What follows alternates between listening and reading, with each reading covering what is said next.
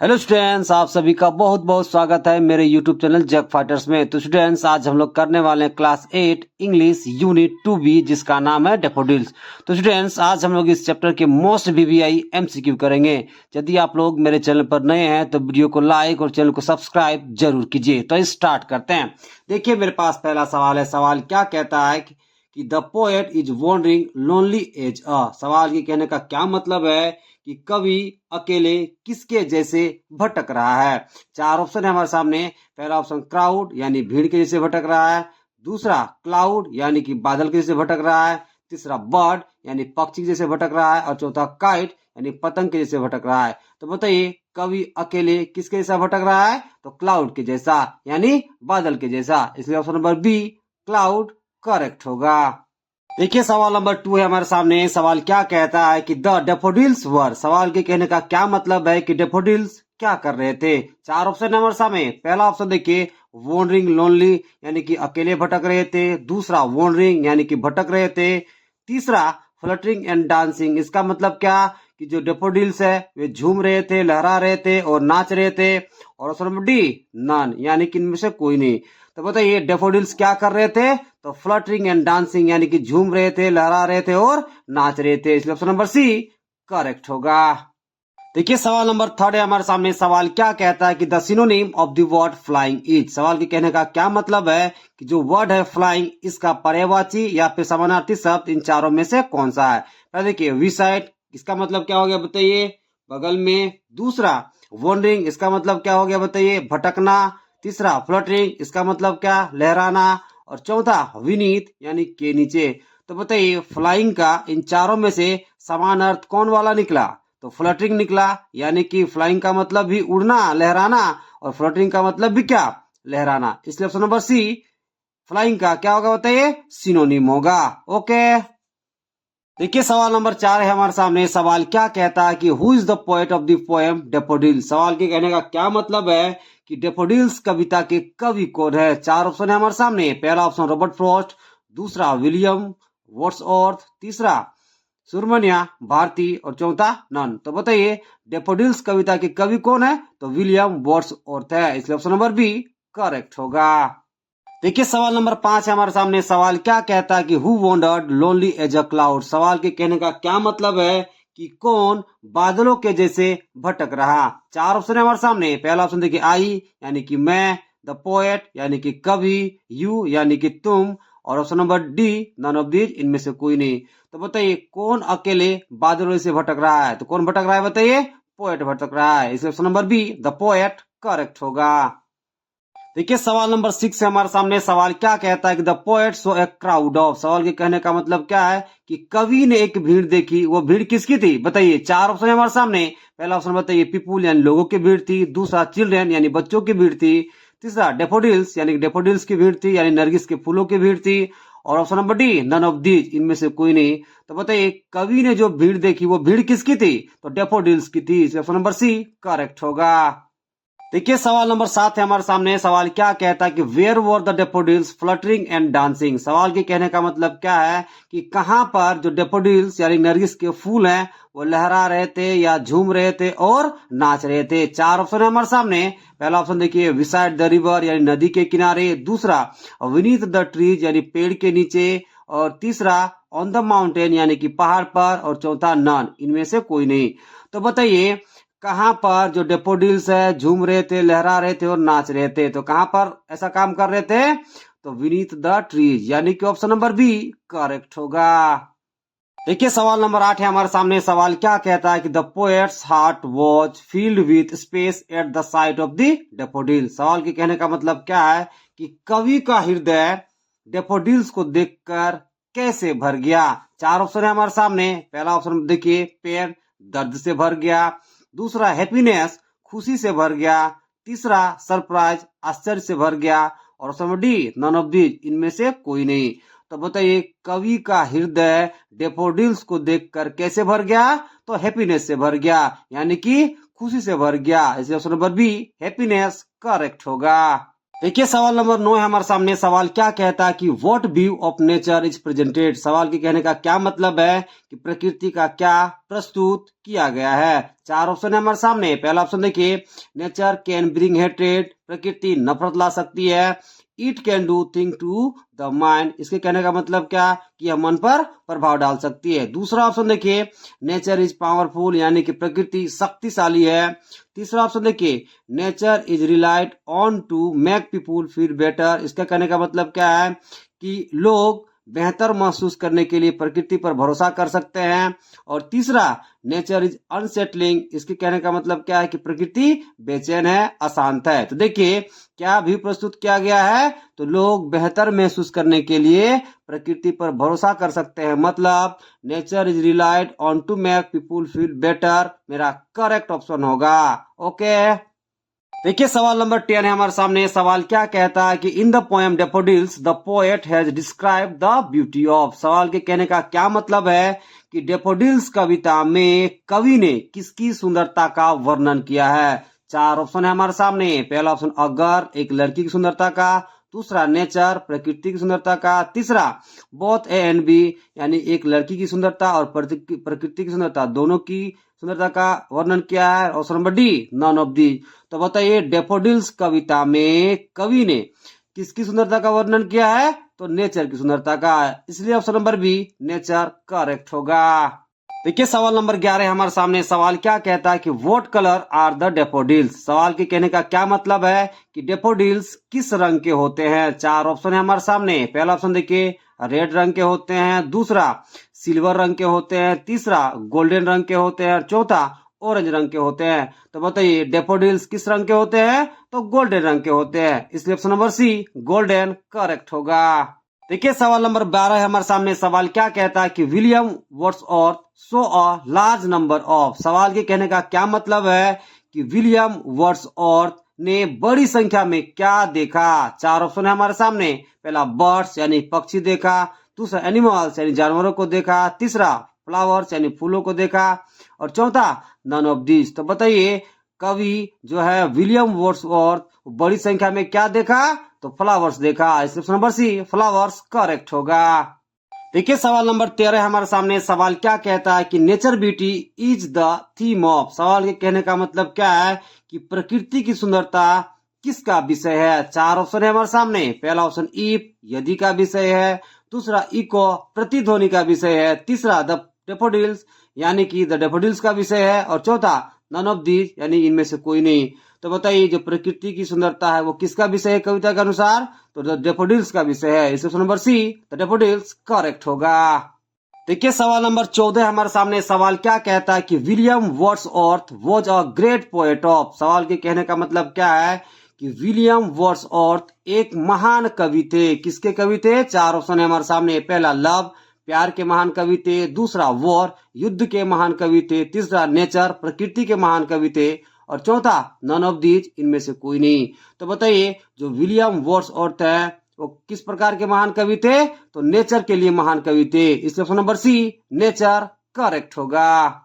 देखिए सवाल नंबर 15 हमारे सामने। सवाल क्या कहता है कि ब्लिस मीन्स। सवाल के कहने का मतलब क्या है कि ब्लिस का क्या अर्थ है। चार ऑप्शन है हमारे सामने। ओके, सबसे पहले ब्लिस का मीनिंग समझिए। ब्लिस का मीनिंग क्या होता है बताइए, आनंद यानी कि खुशी होना। अब देखिए ऑप्शंस का मीनिंग। देखिए पहला ऑप्शन क्या है बताइए, ग्रेट लोनलीनेस, इसका मतलब क्या हो गया बताइए, बहुत अकेलापन। दूसरा ग्रेट ब्लेसिंग, यानी कि महान आशीर्वाद। तीसरा ग्रेट लव, यानी कि महान प्यार। Option number D great Joy, यानी कि बहुत आनंदित होना। तो बताइए ब्लिस का मतलब भी आनंदित होना, ओके, और ग्रेट जॉय का भी मतलब क्या, बहुत आनंदित होना। तो दोनों का मतलब क्या हो गया, सेम। इसलिए इस प्रश्न में ब्लिस का मीन्स क्या हो जाएगा बताइए, ग्रेट जॉय, इसलिए option number D great Joy correct होगा। देखिए सवाल नंबर 16 हमारे सामने। सवाल क्या कहता है कि विलियम वर्ड्सवर्थ डाइड इन। सवाल के कहने का क्या मतलब है कि विलियम वर्ड्सवर्थ की मृत्यु कब हुई। चार ऑप्शन है हमारे सामने। पहला देखिए 1852 को मृत्यु हुई। दूसरा 1872 को मृत्यु हुई। तीसरा 1770 को मृत्यु हुई। और चौथा 1850 को मृत्यु हुई। तो बताइए विलियम वर्ड्सवर्थ की मृत्यु कब हुई थी, तो 1850 में हुई थी, इसलिए ऑप्शन नंबर डी 1850 करेक्ट होगा। देखिए सवाल नंबर 17 हमारे सामने। सवाल क्या कहता है कि William Wordsworth was born in. सवाल के कहने का क्या मतलब है कि विलियम वर्ड्सवर्थ का जन्म कब हुआ था। चार ऑप्शन है हमारे सामने। पहला ऑप्शन देखिए 1770 को हुआ था, दूसरा 1872 को हुआ था, तीसरा 1850 को हुआ था और चौथा 1769 को हुआ था। तो बताइए विलियम वर्ड्सवर्थ का जन्म कब हुआ था। तो 1770 ईस्वी को हुआ था, यानी कि ऑप्शन नंबर ए 1770 करेक्ट होगा। देखिए सवाल नंबर 18 हमारे सामने। सवाल क्या कहता है कि विलियम वर्ड्सवर्थ वॉज। सवाल के कहने का क्या मतलब है कि विलियम वर्ड्सवर्थ थे, कहाँ के थे। चार ऑप्शन है हमारे सामने। पहला ऑप्शन देखिए आयरिश, आयरिश के थे, दूसरा इंग्लिश, इंग्लिश के थे, तीसरा स्कॉटिश, स्कॉटिश के थे और चौथा नन ऑफ दीज, मतलब इनमें से कोई नहीं। तो बताइए विलियम वर्ड्सवर्थ कहाँ के थे। तो इंग्लिश थे, इसका option number B English correct होगा। देखिए सवाल नंबर 19 है हमारे सामने। सवाल क्या कहता है कि a poet could not but be gay means. सवाल के कहने का मतलब क्या है कि कवि खुश नहीं हो सकता था, लेकिन इसका मतलब क्या है। चार ऑप्शन है हमारे सामने। पहला the poet could not sleep, है ना, कवि सो नहीं सका। दूसरा द पोएट वॉज हैप्पी, कवि खुश था। तीसरा the poet could not be happy, यानी कि कवि कभी भी खुश नहीं हो सकते। तीसरा नन ऑफ दिस। तो बताइए कवि खुश नहीं था, लेकिन इसका मतलब क्या था कि कवि खुश था, इसलिए option number be the poet was happy correct होगा। देखिए सवाल नंबर 20 है हमारे सामने। सवाल क्या कहता है कि सोलिट्यूड मीन्स। सवाल के क्या कहने का मतलब है कि सोलिट्यूड का क्या अर्थ है इन चारों में से। बताइए सोलिट्यूड का मतलब क्या होता है, एकांत या फिर अकेलापन। आइए अब ऑप्शंस का मतलब समझते हैं। देखिए बीइंग अलोन का मतलब क्या, बताइए अकेले होना। बीइंग टुगेदर का मतलब क्या, एक साथ रहना। बीइंग ट्रबल का मतलब क्या, मुसीबत में होना या परेशानी होना और option number D none of these. तो बताइए सोलिट्यूड का मतलब क्या हो गया, बताइए अकेलापन, और बीइंग अलोन का मतलब भी क्या हो गया, बताइए अकेलापन। इस number B being alone correct होगा। ओके देखिए सवाल नंबर 21 है हमारे सामने। सवाल क्या कहता है कि आई सो 10,000 एट अ ग्लांस। इसका मतलब क्या हो गया कि मैं एक नजर में 10,000 फूलों को देखा। Tossing their heads in sprightly dance, जो जोश से नाचते हुए अपने सिर हिला रहे थे। Here slightly dance means. इसका मतलब क्या हो गया, यहाँ थोड़ा नाचने का क्या मतलब है।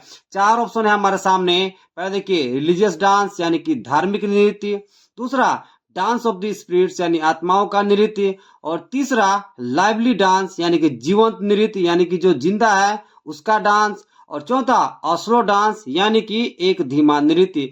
तो बताइए क्वेश्चन का क्या मतलब है कि मैंने 10,000 फूलों को देखा एक नजर में, जो जोश से नाचते हुए अपने सिर हिला रहे थे। और यहाँ थोड़ा नाचने का क्या मतलब है कि वो जीवंत डांस कर रहे थे, यानी कि लाइवली डांस कर रहे थे, इसलिए option number C lively dance correct होगा। देखिए सवाल नंबर 22 है हमारे सामने। सवाल क्या कहता है कि नेवर एंडिंग लाइन मीन्स। सवाल के कहने का क्या मतलब है कि कभी न खत्म होने वाली लाइन का क्या मतलब है। चार ऑप्शन है हमारे सामने। पहला ऑप्शन देखिए अ शॉर्ट लाइन यानी कि एक छोटी लाइन, दूसरा अ कर्व्ड लाइन यानी कि एक घुमावदार लाइन, तीसरा अ कॉन्टिन्यूअस लाइन यानी कि एक सतत लाइन यानी कि जो कभी खत्म नहीं होगा वैसा लाइन, और तीसरा लाइन ऑफ स्टार यानी तारों की लाइन। तो बताइए कभी न खत्म होने वाली लाइन का क्या मतलब हो जाएगा, अ कंटिन्यूअस लाइन, इसलिए number C a continuous line correct होगा। देखिए सवाल नंबर 23 है हमारे सामने। सवाल क्या कहता है कि a host of golden daffodils, a host means. सवाल के क्या कहने का मतलब है कि गोल्डन डेफोडिल्स का एक समूह में ए होस्ट यानी कि एक समूह का क्या अर्थ है। चार ऑप्शन है हमारे सामने। अ गेस्ट यानी कि एक मेजमान, दूसरा या फिर एक अतिथि आप इसको बोल सकते हैं, दूसरा क्या है वन हु इंटरटेन्स, इसका कहने का मतलब क्या, जो मनोरंजन करता है। तीसरा अ स्मॉल नंबर एक छोटी संख्या, और तीसरा अ लार्ज नंबर एक बड़ी संख्या। तो देखिए गोल्डन डेफोडिल्स का एक समूह में एक समूह क्या दर्शाता है, क्या अर्थ है उसका, तो लार्ज नंबर यानी कि एक बड़ी संख्या, इसलिए option number D a large number correct होगा। देखिए सवाल नंबर 24 है हमारे सामने। सवाल क्या कहता है कि when the poet was looking at the daffodils. सवाल की क्या कहने का मतलब है कि जब कवि डेफोडिल्स को देख रहा था तो उनके मन में या फिर उनके हृदय में क्या हो रहा था, हमसे पूछा है। चार ऑप्शन दिया है। देखिए पहला option he was totally lost in their beauty. इसके कहने का क्या मतलब है कि वह उनकी खूबसूरती में पूरी तरीके से खो गया। दूसरा, ही फेल्ट लाइक डांसिंग, उसे डांस करने के जैसा महसूस होने लगा, मतलब कवि को। तीसरा, he felt sad to see him, उन्हें देखकर उसे दुख हुआ, यानी कवि को दुख हुआ। और चौथा, नन ऑफ दीज, इनमें से कोई नहीं। तो बताइए, जब कवि डेफोडिल्स को देख रहा था तो वह उसकी खूबसूरती में, मतलब उन फूलों की खूबसूरती में वह खो गया था। इसलिए option number A, he was totally lost in their beauty, correct होगा। देखिए सवाल नंबर 25 है हमारे सामने। सवाल क्या कहता है कि द डेफोडिल्स वर ग्रोइंग। सवाल के कहने का क्या मतलब है कि डेफोडिल्स बढ़ रहे थे। कहां बढ़ रहे थे? चार ऑप्शन है हमारे सामने। पहला ऑप्शन देखिए, by the side of a pool, मतलब एक पुल के किनारे। दूसरा, along the margin of a bay, मतलब एक खाड़ी के किनारे।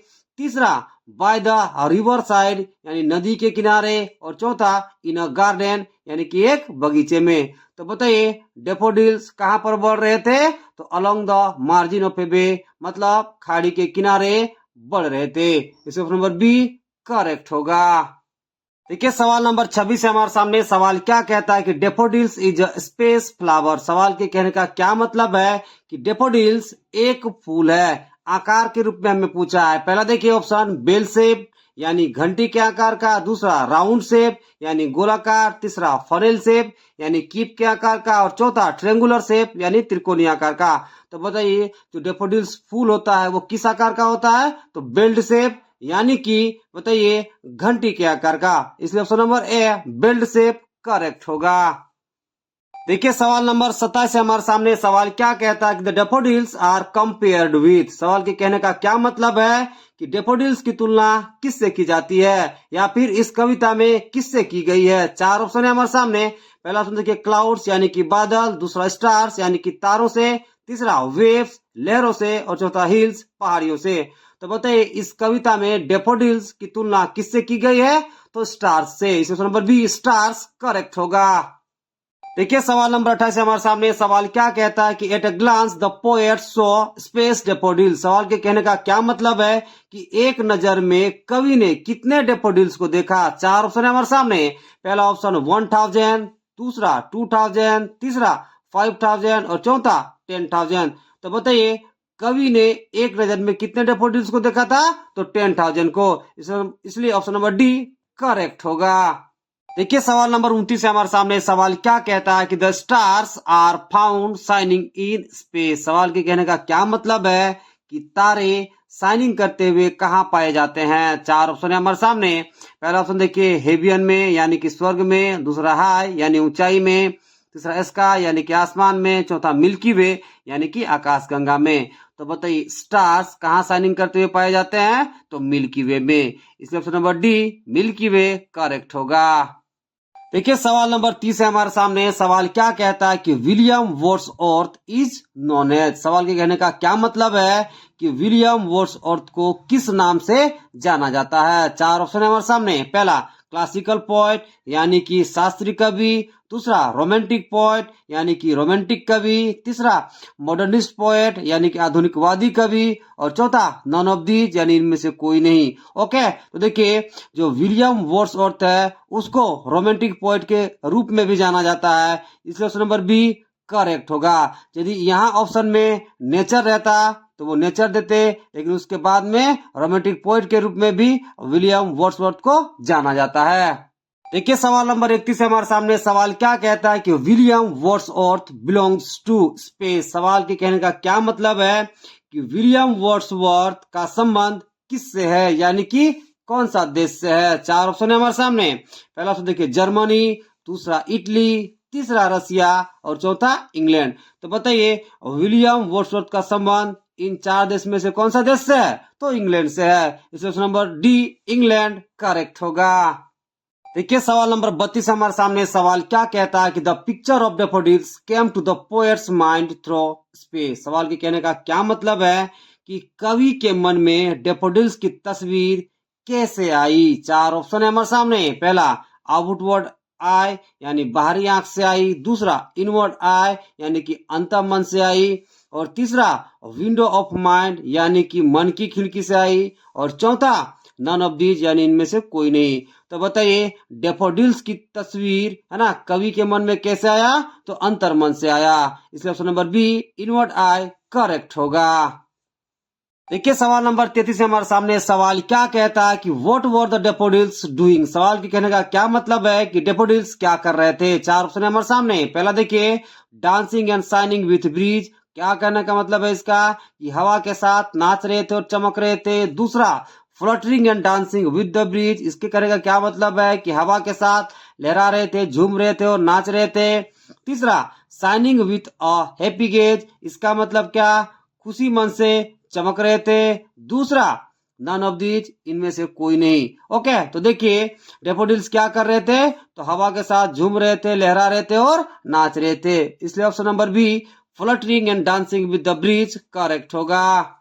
देखिए सवाल नंबर 34 है हमारे सामने। सवाल क्या कहता है कि what are two different moods of the poet. सवाल के कहने का क्या मतलब है कि कवि की दो अलग अलग मनोदशाएं क्या है। चार ऑप्शन है हमारे सामने। पहला ऑप्शन देखिए ब्लिसफुल एंड पेंसिव, इसका मतलब क्या आनंदित एवं चिंतनशील। दूसरा पेंसिव एंड एमलेस, इसका मतलब क्या चिंताग्रस्त एवं लक्ष्यहीन। तीसरा लोनलीनेस एंड पेंसिव, इसका मतलब क्या अकेलापन एवं चिंताग्रस्त। और option number D none of this, इनमें से कोई नहीं। तो बताइए कवि की दो अलग अलग मनोदशाएं क्या थी, तो बताइए आनंदित एवं चिंतनशील, इसलिए option number a blissful and pensive correct होगा। देखिए सवाल नंबर 35 है हमारे सामने। सवाल क्या कहता है कि the titled word daffodils refers to space. सवाल के कहने का क्या मतलब है कि द टाइटल वर्ड डेफोडिल्स किससे संबंधित है। चार ऑप्शन है हमारे सामने। पहला ऑप्शन देखिए बर्ड्स यानी कि पक्षियों से संबंधित है। दूसरा ट्रीज यानी कि पेड़ों से संबंधित है। तीसरा फ्रूट्स यानी कि फलों से संबंधित है। और चौथा फ्लावर यानी फूलों से संबंधित है। तो बताइए द टाइटल वर्ड डेफोडिल्स किससे संबंधित है, तो फ्लावर से, यानी कि option number D flower correct होगा। देखिए सवाल नंबर 36 क्या कह रहा है कि the continuity of the daffodil flower is compare to those of space. सवाल के कहने का मतलब क्या है कि डेफोडिल फूल की निरंतरता की तुलना किससे की गई है। चार ऑप्शन है हमारे सामने। पहले देखिए स्टार्स यानी तारों से की गई है। दूसरा मेटेओर्स यानी कि उल्काओं से की गई है। तीसरा प्लेनेट्स यानी कि ग्रहों से की गई है। और चौथा नन ऑफ दी अबव, मतलब इनमें से कोई नहीं। तो बताइए डेफोडिल फूल की निरंतरता की तुलना किससे की गई है, तो स्टार्स से की गई है, इसलिए option number A stars correct होगा। देखिए सवाल नंबर 37 हमारे सामने। सवाल क्या कहता है कि the sparkling waves belongs to space. सवाल के कहने का क्या मतलब है कि द स्पार्कलिंग वेव्स किससे संबंधित है। चार ऑप्शन है हमारे सामने। पहला देखिए द डेफोडिल फ्लावर से। दूसरा द रिवर से यानी कि नदी संबंधित है। तीसरा द सी यानी समुद्र संबंधित है। और चौथा द बे यानी खाड़ी संबंधित है। तो बताइए द स्पार्कलिंग वेव्स का मतलब क्या होता है, बताइए जगमगाती लहरें। ओके और द बे का मतलब क्या होता है खाड़ी, मतलब यहाँ भी बहुत अधिक मात्रा में क्या उठती है लहरें। ओके तो ये किससे संबंधित है बताइए, मतलब लहरें कहाँ उठेगी बताइए खाड़ी में, इसलिए option number D the bay correct होगा। देखिए सवाल नंबर 38 है हमारे सामने। सवाल क्या कहता है कि अ बे इज अ स्पेस। सवाल के कहने का क्या मतलब है कि एक खाड़ी है, क्या है। चार ऑप्शन है हमारे सामने। पहला देखिए ब्रॉड पार्ट ऑफ द सी, इसका मतलब क्या समुद्र का विस्तृत भाग। दूसरा कॉर्नर ऑफ द सी, मतलब समुद्र का कोना या फिर किनारा। तीसरा ब्रॉड इनलेट ऑफ द सी, इसका मतलब क्या समुद्र का विस्तृत प्रवेश द्वार। और चौथा नन ऑफ दीज, मतलब इनमें से कोई नहीं। तो बताइए बे एक क्या होता है, तो समुद्र का विस्तृत प्रवेश द्वार होता है, मतलब ब्रॉड इनलेट ऑफ द सी मेरा करेक्ट हो जाएगा। देखिए सवाल नंबर 39 है हमारे सामने। सवाल क्या कहता है कि what was the poem inspired by. सवाल के कहने का क्या मतलब है कि कविता किससे प्रेरित थी। चार ऑप्शन है हमारे सामने। पहला एनिमल्स यानी जानवरों से प्रेरित थी। दूसरा ह्यूमंस यानी मानवों से प्रेरित थी। तीसरा नेचर प्रकृति से इंस्पायर्ड थी। और चौथा हैप्पीनेस यानी कि बताइए खुशियों से प्रेरित थी। तो बताइए यह जो कविता है डेफोडिल्स किससे प्रेरित थी, तो नेचर से, इसमें option number C nature correct होगा। देखिए सवाल नंबर 40 है हमारे सामने। सवाल क्या कहता है कि what does the poet himself compare to. सवाल के कहने का क्या मतलब है कि कवि ने स्वयं की तुलना किससे की है। चार ऑप्शन है हमारे सामने। पहला ऑप्शन देखिए बी यानी मधुमक्खियों से की है, दूसरा क्लाउड यानी बादल से किया है, तीसरा एगल गरुड़ से किया है और चौथा ट्रीज पेड़ों से किया है। तो बताइए कवि ने स्वयं की तुलना किससे की है, तो क्लाउड से की है यानी कि बादल, इसलिए option number B cloud correct होगा। देखिए सवाल नंबर 41 हमारे सामने। सवाल क्या कहता है कि William Wordsworth the daffodils is. सवाल के कहने का क्या मतलब है कि विलियम वर्ड्सवर्थ की डैफोडिल है क्या है। चार ऑप्शन है हमारे सामने। पहला ऑप्शन देखिए नेचर पोएम, एक प्रकृति कविता है, दूसरा सोनेट यानी कि एक गीत है या फिर गाथा है, तीसरा मोनोडी यानी कि बताइए समाधि वाला गीत है, और ऑप्शन नंबर डी एलिजी मतलब शोक गीत है। तो बताइए विलियम वर्ड्सवर्थ की जो कविता है जिसका नाम है द डैफोडिल्स, वो क्या है बताइए, एक नेचर पोएम है, इसलिए ऑप्शन नंबर ए नेचर पोएम करेक्ट होगा।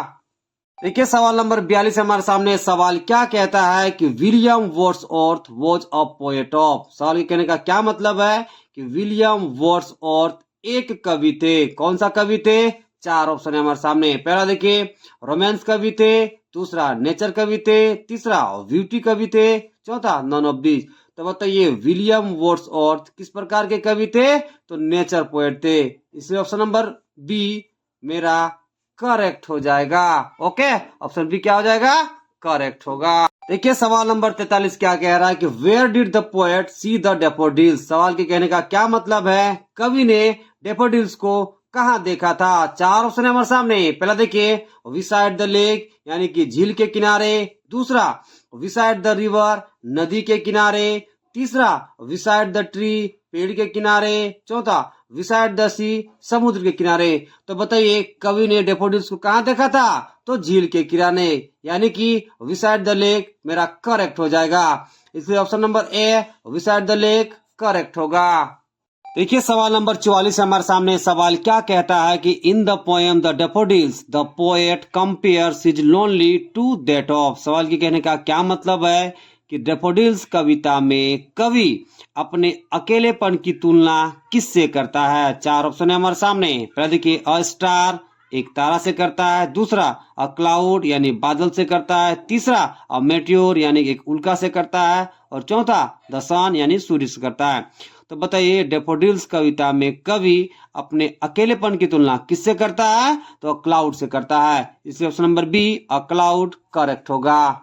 देखिए सवाल नंबर 45 क्या कह रहा है कि in the poem the daffodils were space. सवाल के कहने का क्या मतलब है कि डैफोडिल्स कविता में डैफोडिल्स क्या कर रहे थे। चार ऑप्शन हमारे सामने। पहला ऑप्शन देखिए fluttering and dancing in the wind. इसका कहने का क्या मतलब है कि तेज हवाओं में वे क्या झूम रहे थे, फड़फड़ा रहे थे और नाच रहे थे। दूसरा ऑप्शन देखिए fluttering and dancing in the storm. कहने का मतलब क्या कि तूफान में झूम रहे थे, लहरा रहे थे और बताइए नाच रहे थे। तीसरा ऑप्शन देखिए fluttering and dancing in the breeze. इसका कहने का मतलब क्या कि मंद हवाओं में झूम रहे थे, लहरा रहे थे, फड़फड़ा रहे थे और नाच रहे थे। Option number D none of these. तो बताइए डैफोडिल्स कविता में डैफोडिल्स क्या कर रहे थे, तो झूम रहे थे, लहरा रहे थे, फड़फड़ा रहे थे और डांस कर रहे थे। कहां पर, मंद हवाओं पर, इसलिए option number C fluttering and dancing in the bridge मेरा करेक्ट हो जाएगा। देखिए सवाल नंबर 46 हमारे सामने। सवाल क्या कहता है कि what does the phrase sprightly dance mean. इसके कहने का क्या मतलब है कि जो फ्रेज है स्प्राइटली डांस, इसका क्या मतलब है। चार ऑप्शन है हमारे सामने। पहला ऑप्शन देखिए, सबसे पहले देखिए स्प्राइटली डांस का मतलब क्या होता है, उत्साही नृत्य। ओके, अब देखिए ऑप्शन पे हम समझते हैं कि इसका मतलब क्या है। देखिए पहला ऑप्शन देखिए जंपिंग अप एंड डाउन, इसका मतलब क्या, ऊपर नीचे कूदना। दूसरा डिप्रेसिंग निराश होना। तीसरा lively and full of energy, इसका मतलब क्या, जीवंत एवं ऊर्जा से भरपूर। चौथा स्लो एंड काउजेंस, इसका मतलब क्या बताइए, धीमा और सतर्क। तो देखिए स्प्राइटली डांस का मतलब क्या हो गया, lively and full of energy. Okay, इसलिए option number C lively and full of energy मेरा करेक्ट हो जाएगा।